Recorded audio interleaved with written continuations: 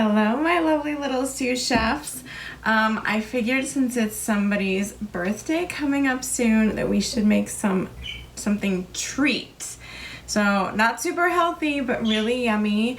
So we're going to make my favorite chocolate chip cookies. And you can look down below and also on the blog all the ingredients that you need, and I will show you how to make it.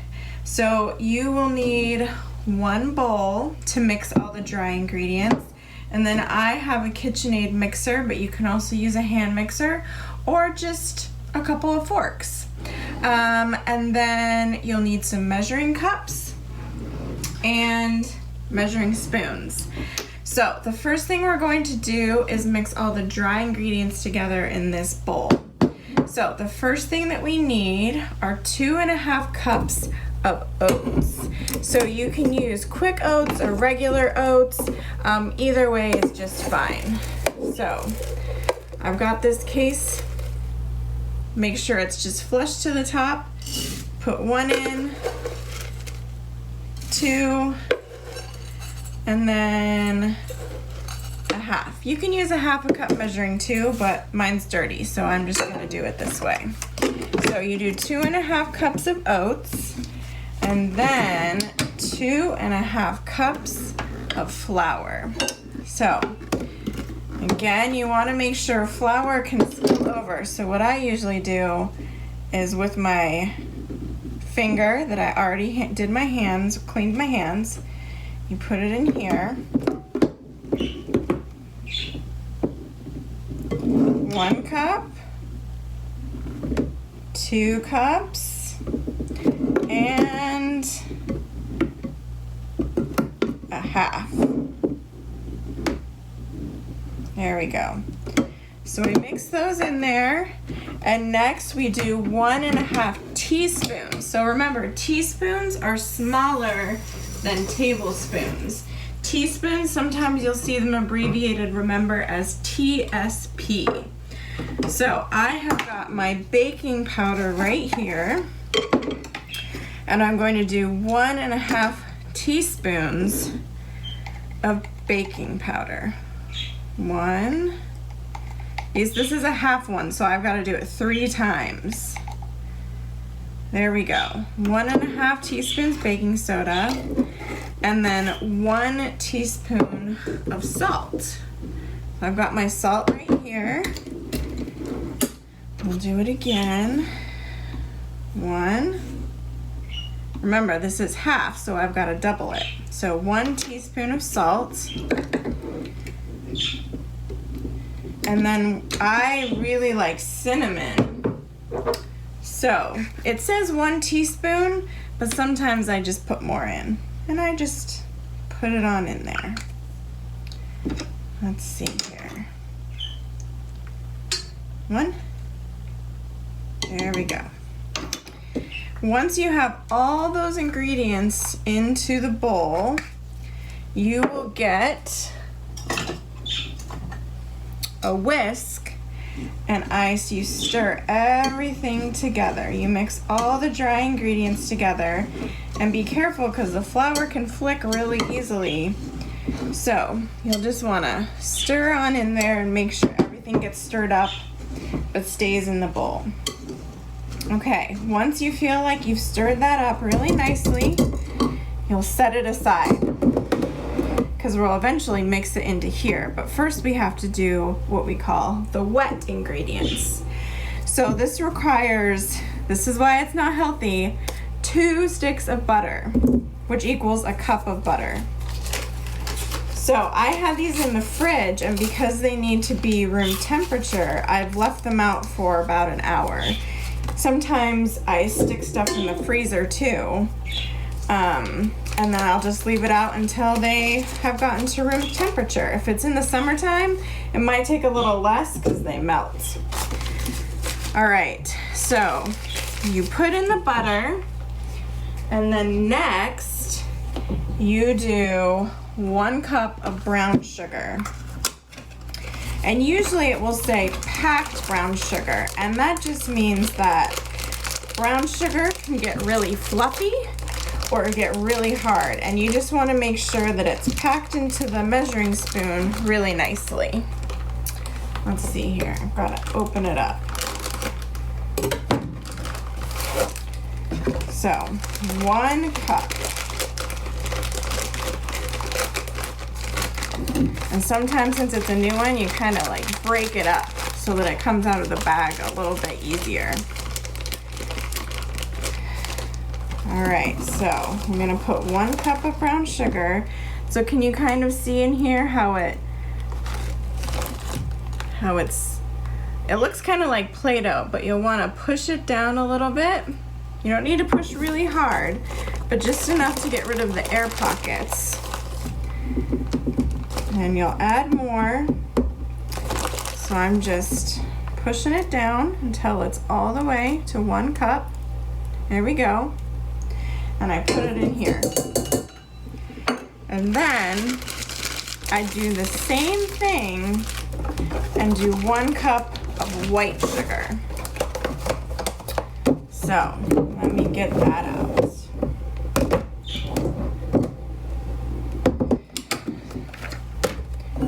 So 1 cup. Make sure it's right at the line. Sometimes you gotta shake it and put it in here.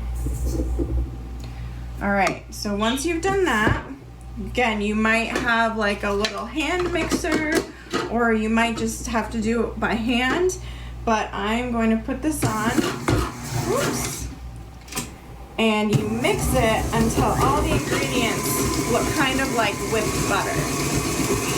So that means that all the butter and all the sugar have mixed in together.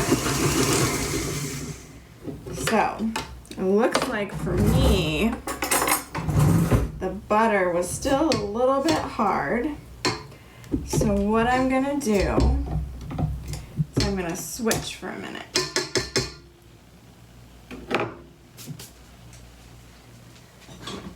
So there's different kind of attachments. You see this whisk? This will help break up the butter because I didn't let it melt long enough. And if you're using a hand mixer, it shouldn't be a problem anyway. So you don't need to put it on high. You just need to put it so that it breaks it up and that the butter and the sugar start all mixing together. So let me show you. Can you see in there?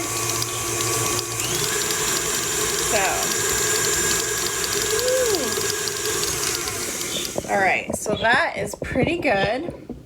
And now what we have to do is we start adding the dry ingredients. So I have this nice handy thing where I can pour it in here and it won't fly everywhere, because I have had that happen before. I think I have brownie mix on my walls a little bit still. All right, so I turn it on again and I take the bowl of all the dry ingredients and I do a little scoop at a time and I add it in. And this helps make the cookie dough.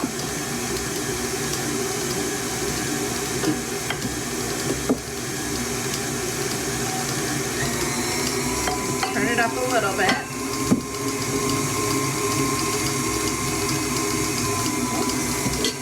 And then I also have to add the eggs. 2 eggs.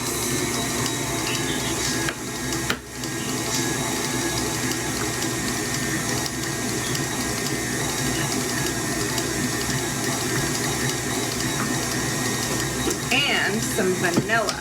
How much vanilla? 1 teaspoon again. So it's a lot of 1 teaspoon. 1, there we go. 2 halves equal a whole. All right, so we keep that going and we're almost done emptying this out. So I'm just gonna pour a little bit more in there. And we're all done. All right, let's see. Should we see how it looks? So, looks like some of the butter still needs to be broken up. See, this is why it's important to make sure you wash your hands, because your hands get pretty dirty, huh? So, put that in there, and we'll try again.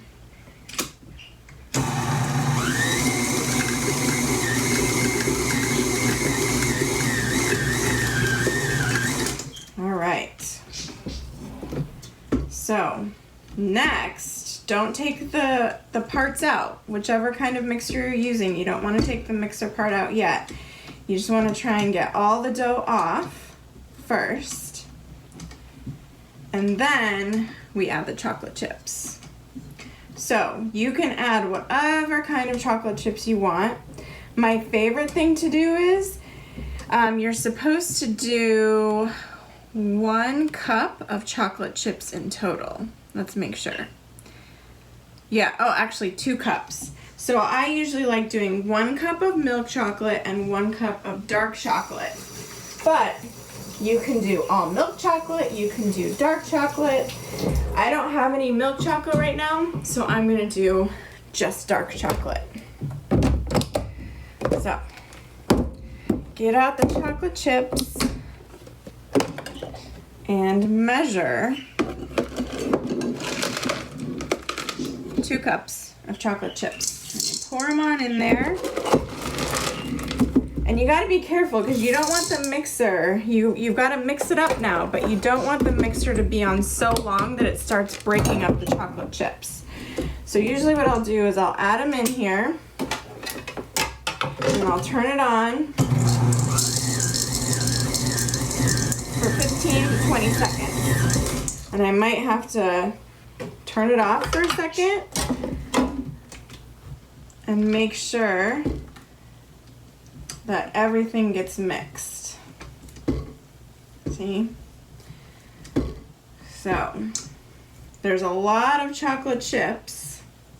I'll show you in a minute. There's a lot of chocolate chips on one side of the bowl and none on the other. So I'm just cleaning out the whisk so we can try and get them on different types. Get them on different sides. All right, let me show you. See, this is what it looks like right now. So it's mixing up a little bit. I'm gonna stick it back in. I gotta lock it. And then I'm gonna turn it back on low for just a few more seconds. All right, fold that down. There we go. So that is the dough, all done. And then what I usually do, you can start making them right away, but to make it a little bit easier, I like sticking it in the refrigerator for about 10 minutes. Sometimes longer. You don't want to get it too long because then your fingers might get cold. But it helps kind of just form the balls a little bit easier. So, no need to cover it unless you really, really need to, or you feel like you should. You clean that off. All right, and we're gonna stick all this yummy dough into the refrigerator for about 10 minutes, and then I'll show you how to make the actual balls. And guess what? They only take 10 to 12 minutes to cook. So, this was the hardest part. Welcome back. So, it's been 10 minutes, and in that 10 minutes, I set the baking temperature to 350 so the oven could heat up. I got a cookie sheet.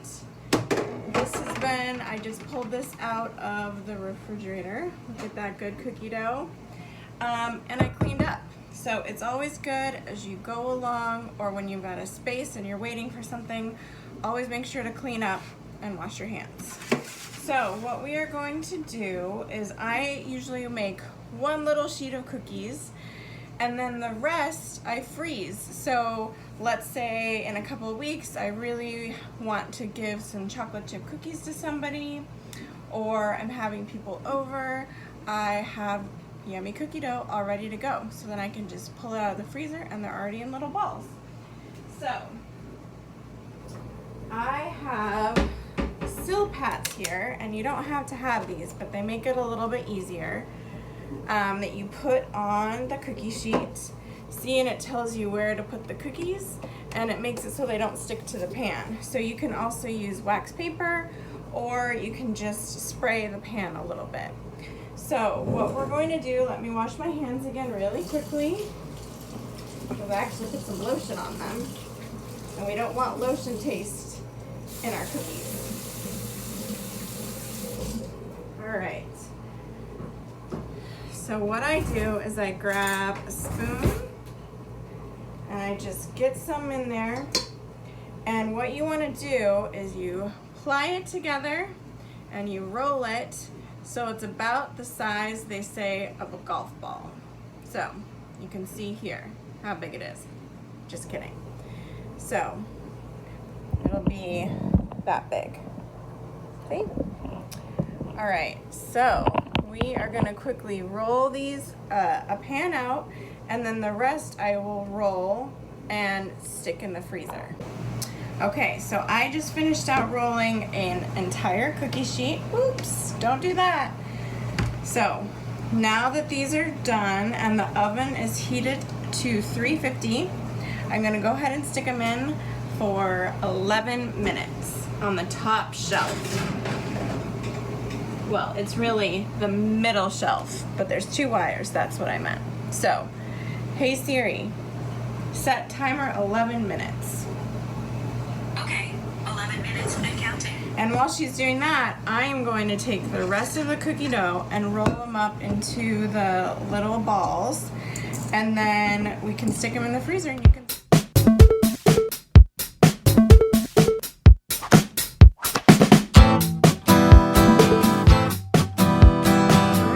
sous chefs. So the cookies have now been in the oven for 11 minutes. Let's go ahead and check on them. All right, they look perfect to come out. And of course, I should say, good job making these cookies for the first time. I hope you like them. And of course, don't forget to share.